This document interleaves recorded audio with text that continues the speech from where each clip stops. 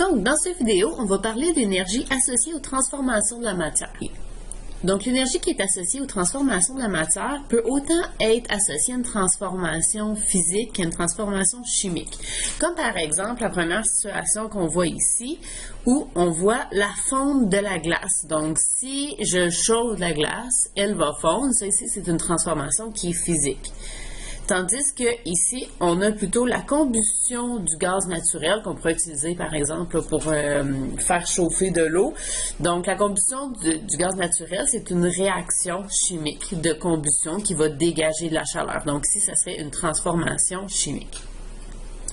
Afin de bien comprendre la différence entre l'énergie associée aux transformations et aussi l'énergie associée simplement là, à l'absorption pour faire augmenter la température, par exemple, d'une substance, on va regarder ici une courbe de chauffage de l'eau. Ici, on pourrait s'imaginer que, par exemple, on prend de la glace qu'on va mettre dans un chaudron sur la cuisinière et qu'on va chauffer cette glace-là jusqu'à ce qu'elle fonde. Ensuite, jusqu'à ce que l'eau augmente de température, finalement, entre en ébullition et devient en phase gazeuse. Donc ici, dans ce diagramme-là, ce qu'on observe, c'est l'observation de la température en fonction du temps. Donc, je vais observer ici comment que la température augmente pour un certain temps. Donc, au départ, j'ai uniquement de la glace, donc de la glace qui est ici à moins 25 degrés Celsius, comme c'est dit sur le diagramme.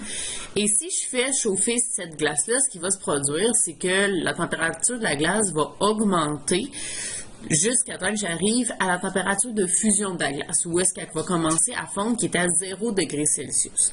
Donc, cette portion-ci de la courbe va respecter la règle suivante, qui est une formule qu'on a vue au début de ce chapitre-ci, qui est Q est égal à MC delta T.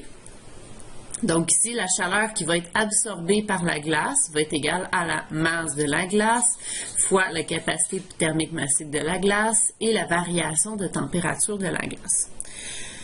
Lorsque j'arrive à la température de fusion, toute l'énergie qui va être absorbée par la glace, par le chauffage par exemple sur ma cuisinière, donc toute cette section-ci ici, toute l'énergie va être utilisée pour faire fondre la glace. Donc on se souvient là, que quand j'ai une substance à l'état solide, j'ai des interactions qui sont très très fortes entre mes particules, mais en fait ici quand je vais avoir la fusion, on va venir briser ces interactions-là. Et ça, ici dans le fond, cette quantité d'énergie-là, on pourrait l'appeler delta H, qui est la variation d'enthalpie. On va en parler plus tard dans ce chapitre-ci.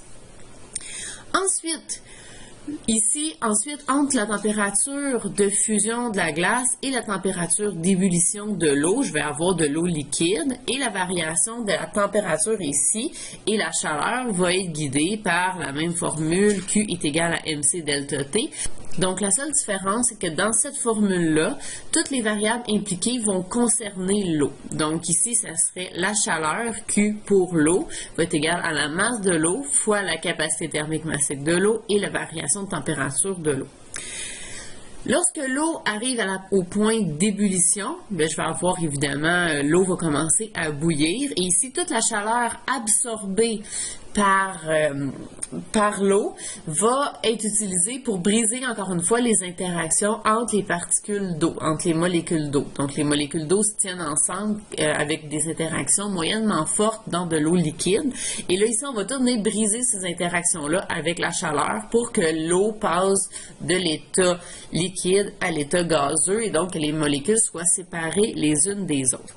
Donc ici, on voit que la température va rester constante, c'est que toute l'énergie absorbée va être utilisée pour briser ces interactions-là.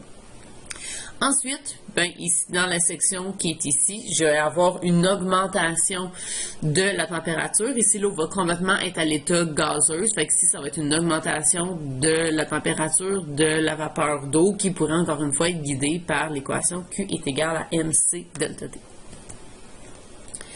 Donc, si on parle maintenant vraiment là, de la transformation de la matière. Donc, on a dit tantôt que quand on transforme la matière, on pouvait parler soit de transformation physique, comme par exemple ici, on a parlé la fonte de la glace, l'évaporation de l'eau, ou on pourrait aussi parler de transformation chimique, comme on a parlé tantôt, la combustion du gaz naturel, par exemple. Le premier type de transformation qu'on va voir, c'est les réactions qui sont endothermiques. Une réaction endothermique, ça va être une réaction qui va absorber de l'énergie. Donc, c'est quelque chose qu'on va devoir fournir de la chaleur à ma transformation pour qu'elle puisse se produire. Donc, autrement dit, on va devoir chauffer pour que ça se produise. Deux exemples de réactions endothermiques. Quand je parle de réaction, je peux parler autant de transformation chimique que de transformation physique. Premier exemple, la fonte de la neige. Comme on disait tantôt, il faut que je chauffe pour faire fondre la neige, qui est une transformation physique. Ou la cuisson des aliments, bien évidemment, qu'il faut que je chauffe mes aliments pour qu'ils cuisent. L'autre type de transformation, c'est les transformations exothermiques. Ça, c'est quand j'ai des transformations qui vont dégager de l'énergie.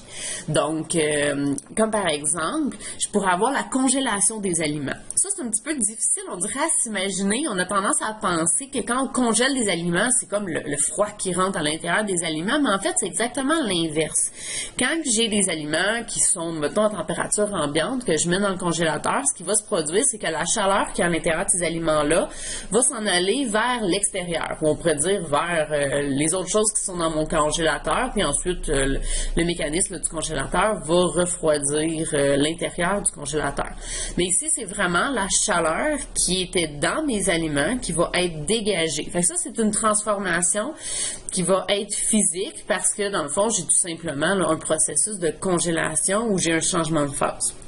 Un autre exemple de réaction exothermique, c'est une combustion. C'est pas mal la réaction qui est la plus typique d'une réaction exothermique. C'est celle qu'on utilise toujours comme exemple. Donc, si on parle de combustion du propane, donc quand j'ai une combustion du propane, c'est une réaction chimique qui se produit et évidemment, cette réaction-là va produire de la chaleur. Pour exprimer des transformations, je peux avoir deux notations possibles. La première notation que je peux utiliser, c'est quand que je vais inclure l'énergie dans l'équation de la réaction. Ce qu'on veut dire par là, en fait, c'est que dans l'équation de la réaction comme telle, là, on va venir mettre l'énergie comme si c'était un réactif ou un produit. Dans le cas que j'ai une réaction endothermique, donc une réaction qui absorbe de l'énergie, je vais mettre l'énergie dans les réactifs parce que j'ai besoin de cette quantité d'énergie-là pour que la réaction se produise. Il faut fournir de l'énergie. Tandis que si j'ai une réaction qui est exothermique, donc une réaction qui va dégager de la chaleur, l'énergie va être avec les produits, parce que l'énergie, dans le fond, va être produite par la réaction. Donc, pour une réaction endothermique, on a ici un exemple qui est justement la fonte de la glace, comme on a vu tantôt. Pour faire fondre de l'eau, pour une mole d'eau, ici le coefficient de stoichiométrie est sous-entendu. Donc, pour une mole d'eau solide, je vais devoir donner 6 kJ d'énergie pour former de l'eau liquide. Fait que mon 6 ici, vu que c'est une réaction endothermique, le 6 kJ va se retrouver dans les réactifs, étant donné que c'est de l'énergie qu'on doit fournir à la réaction pour qu'elle se produise. Si j'ai une réaction exothermique, comme c'est le cas ici de la combustion, c'est la combustion du méthane dans du gaz naturel. Donc, j'ai du méthane, CH4, qui réagit avec 2 moles. Donc, une mole de méthane réagit avec 2 moles d'oxygène gazeux pour former une mole de dioxyde de carbone, 2 moles d'eau. Et je vais avoir 890 kJ d'énergie qui vont être dégagées. Ici, c'est une réaction exothermique, fait que l'énergie est produite, donc on va venir mettre l'énergie dans les produits. La deuxième notation possible est la suivante, c'est d'indiquer à l'extérieur de l'équation la différence d'enthalpie ΔH. Ça, on va en parler un petit peu plus loin dans ce chapitre-ci, mais ici, la différence d'enthalpie, la variation d'enthalpie, en fait, c'est la quantité d'énergie comme telle là, qui va être utilisée ou qui va être formée dans une réaction. Si j'ai une réaction endothermique, la variation d'enthalpie va être positive. On avait déjà dit en fait que quand j'avais de l'énergie qui était absorbée, la valeur va toujours être positive de cette énergie-là. Tandis que si j'ai une réaction exothermique, la différence d'enthalpie va être négative, comme toutes les fois où j'ai de l'énergie qui va être dégagée. Si je représente maintenant avec la variation d'enthalpie les transformations qu'on a ici, premièrement, ici pour la la fonte de la glace. Donc, j'ai de l'eau solide qui devient de l'eau liquide. Et plutôt que venir mettre, là, comme on avait ici, de l'énergie à l'intérieur de l'équation, on va venir le mettre à l'extérieur avec un delta H. Donc, je mets delta H est égal à 6 kJ. Ça va vouloir dire que pour cette réaction-ci, je vais nécessiter 6 kJ. Ici, c'est une réaction qui est endothermique. Donc, la valeur d'énergie va être positive. Dans une réaction exothermique, ici, dans le fond, on avait dit que la variation d'enthalpie va être négative. Donc, si je fais la même réaction que j'ai faite précédemment de combustion du méthane, je vais avoir une variation d'enthalpie de moins 890 kJ, vu que c'est une réaction qui est exothermique, de la chaleur qui est dégagée. Donc, ici, je vais avoir une variation d'enthalpie qui va être négative. Une petite chose qui est à noter, par contre, c'est que quand je vais écrire mes quantités d'énergie avec l'autre notation, donc avec la notation avec des réactions, les variations d'enthalpie, les valeurs d'énergie vont toujours être positives. Ils vont se trouver soit dans le réactif, soit dans les produits, mais vont toujours être positives. Le signe, en fait, vient de si c'est absorbé ou si c'est dégagé, mais je ne peux pas venir soustraire une quantité d'énergie là, dans une réaction, ça n'aurait pas vraiment de sens. Donc, ça va toujours être plus une certaine quantité d'énergie. Si c'est de l'énergie dégagée, ça va être dans les produits. Si c'est de l'énergie absorbée, ça va être dans les réactifs. On va faire un premier exemple d'équation thermique. Vous allez voir en fait là, que ces exemples-là, ces exercices-là d'équation thermique vont ressembler énormément aux problèmes de stoichiométrie qu'on avait fait en début de session. Je vous avais dit qu'on allait réutiliser les problèmes de stoichiométrie dans plusieurs contextes. Celui-là, c'en est un exemple. Donc, on va commencer par lire la réaction. Donc, soit la réaction suivante. J'ai de l'azote gazeux qui réagit avec de l'oxygène gazeux et 66,4 kJ pour former 2 moles de NO2 gazeux. Quelle quantité d'énergie sera nécessaire pour la réaction de 25 g d'oxygène gazeux avec de l'azote? Donc, première chose que je vais faire, c'est que je vais venir réécrire mon équation ici. Je me laisse un petit peu plus d'espace. Donc, je relis mon problème. Quelle est la quantité d'énergie qui va être nécessaire? Donc, pour pouvoir répondre à cette question-là, trouver la quantité d'énergie, je vais faire comme si c'était un problème de stoichiométrie. Donc, je vais me faire un petit tableau comme on avait déjà fait précédemment. La première ligne de mon tableau va être, comme on faisait là, dans des problèmes de stoichiométrie, ma première ligne, ça va être C pour coefficient de stoichiométrie. Deuxième ligne, généralement, on écrivait le nombre de moles. Mais ici, en fait, on va aussi pouvoir mettre l'énergie. J'y reviens dans quelques minutes. Et finalement, la dernière ligne, c'est masse. Je vous rappelle en fait que ce qui est proportionnel dans un problème de stoichiométrie, c'est les coefficients de stoichiométrie et le nombre de moles. Je peux donc faire des produits croisés à partir du coefficient de stoichiométrie et du nombre de moles. La masse, par contre, je ne peux pas faire d'utiliser les coefficients de stoichiométrie directement pour faire des produits croisés. Pour passer en fait de masse à nombre de moles ou de nombre de moles à masse, donc ce que je vais utiliser, c'est l'équation de la masse molaire, qui était en fait en grammes par mol. Donc, si je relis encore une fois mon problème, la question est quelle est la quantité d'énergie nécessaire? Fait que dans le fond, ici, à la ligne nombre de moles énergie, je cherche la quantité d'énergie et on va un petit peu traiter en fait comme si mon coefficient de stoichiométrie de 66,4, comme si c'était un réactif. Donc ici, c'est cette case-ci que je cherche à remplir. Donc, quelle quantité d'énergie sera nécessaire pour la réaction de 25 g d'oxygène gazeux? Oxygène gazeux, c'est O2. Donc, à la ligne masse, je vais mettre mon 25,0 g. Ici, on nous dit simplement avec de l'azote. Ça veut dire que l'azote, j'en ai en plus grande quantité, j'en ai pas besoin.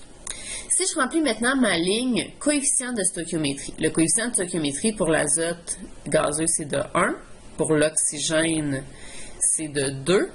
Ici, en fait, le 66,4, on va le traiter un petit peu comme si c'était un coefficient de stoichiométrie. Je vous explique pourquoi. Ici, ça veut dire, dans le fond, si je regarde cette équation-là, ça veut dire que j'ai une mole de N2 qui va réagir avec 2 moles de O2 et j'aurai besoin de 66,4 kJ. Donc ça, c'est pour mes proportions de moles ici.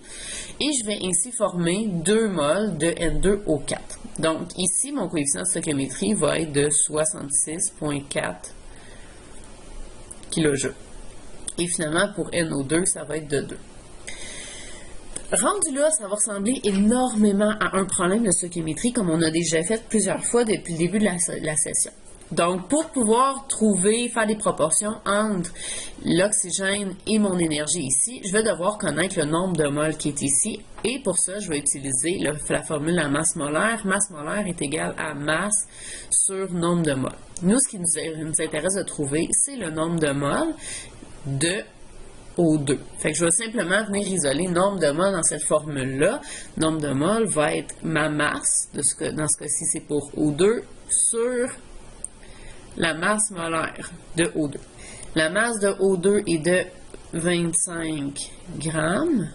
Masse molaire de O2, je vais regarder dans le tableau périodique. Ici, dans le fond, je vais faire 2 fois la masse molaire de O. Ça va me donner 32,0 grammes par mol. Si je pitonne ça sur ma calculatrice, 25 divisé par 32, ça me donne 0,78 125. Ce que je peux venir rapporter dans mon tableau ici, donc à nombre de moles de O2, je vais y mettre 0,78 125 moles. Ici, vous remarquez que j'ai laissé plus de chiffres significatifs que j'en ai besoin. Je vais arrondir à 3 chiffres significatifs à la fin. Tout ce qui me reste à faire ici, c'est tout simplement de venir faire mon produit croisé avec mes coefficients de stoichiométrie. Donc, 0,78 125 moles fois 66,4 divisé par 2, ce qui me donne 25,9 kJ, qui se trouve à être la quantité d'énergie qui va être dégagée pour la réaction de 25 grammes d'oxygène avec de l'azote, ce qui était la réponse à ma question.